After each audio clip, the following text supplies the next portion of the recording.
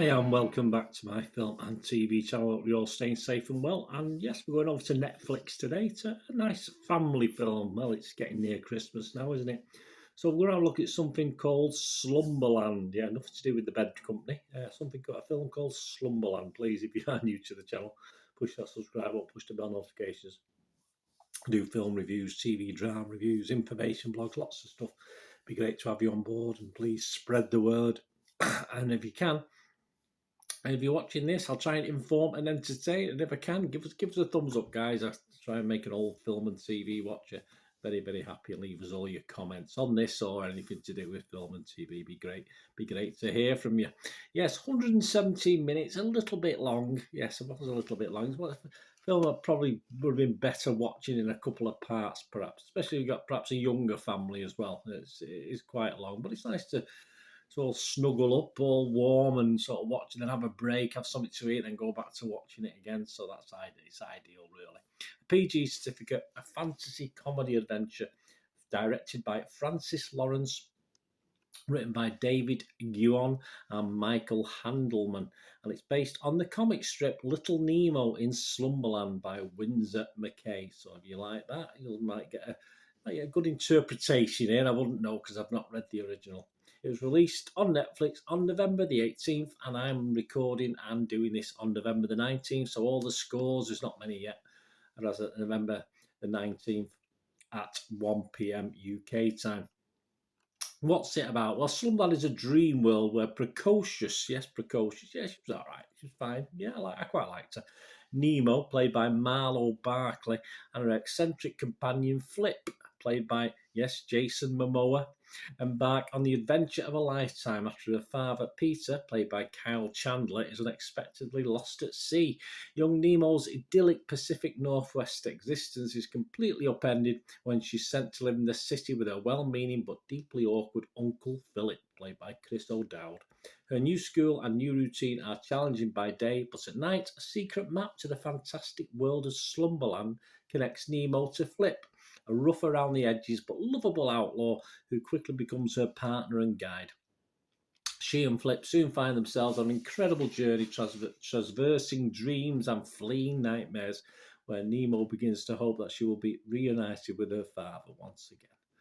Is it any good? Well, let's have a look. What the public thinking? The public like it. The public like it. Rotten Tomatoes, 95% positivity. So that's not bad, is it? 4.5 out of 5. So almost it is 9 out of 10 if you take the maths and double it up.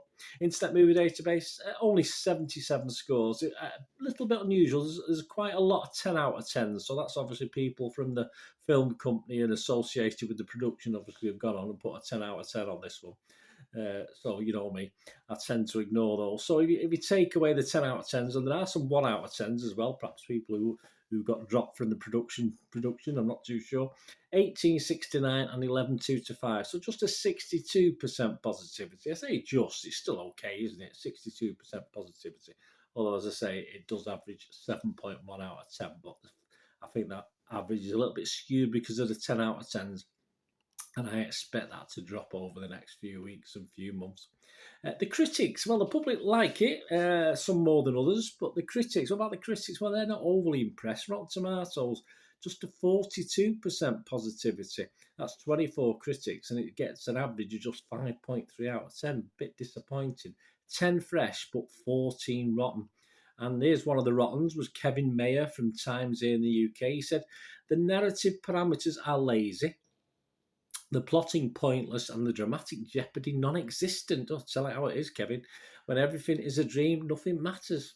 Well, it does. It does. You know, if you watch the film, and I mean, there are some key elements to what I just said there. It does matter. It does matter in the dream. But I won't ruin it for you here. But just, I think Kevin's a little bit wrong there.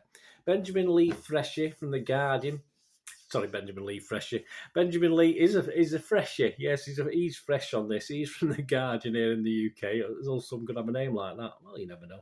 An imaginative and mostly agreeable adaptation of an earlier 20th century comic strip centered around the character of Little Nemo. There you go, early 20th century comic strip. So it goes back as long as that, does it? Very interesting.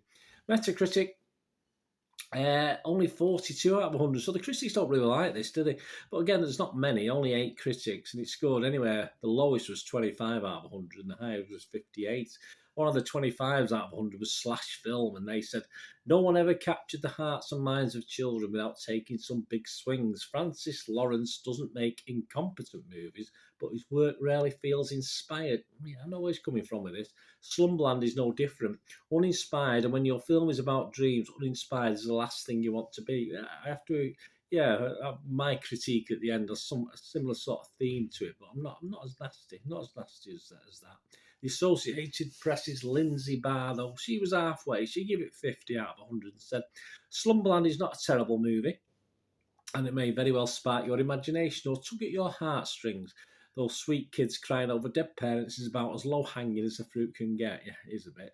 But it also could have done, that's part of being sad, isn't it? But it's also could have been so much more had it not gotten so bogged down in its own superfluous flash, which by the end just feels exhausting. Yeah, well, probably was exhausting, nearly 2 hours.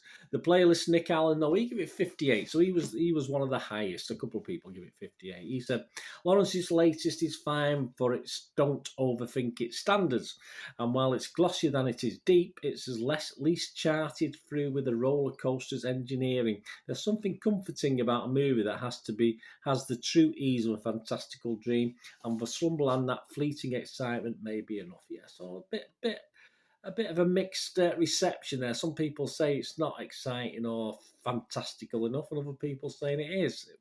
It's all opinions, isn't it? Right, my thoughts before we go, guys.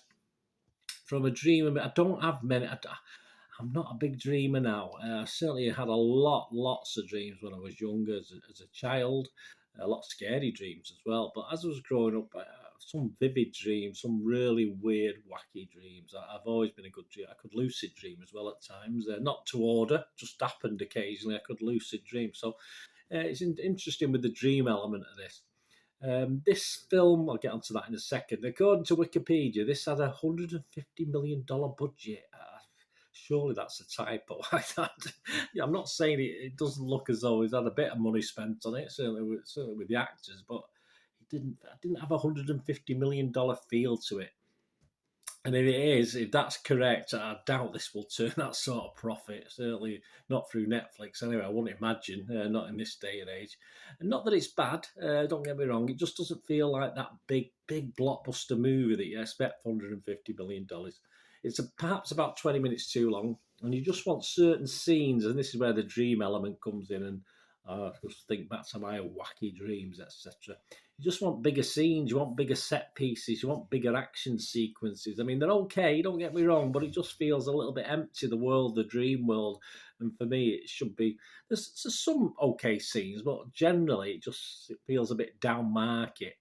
So yeah, I did want it a bit more expansive than what it is, and that was a disappointing.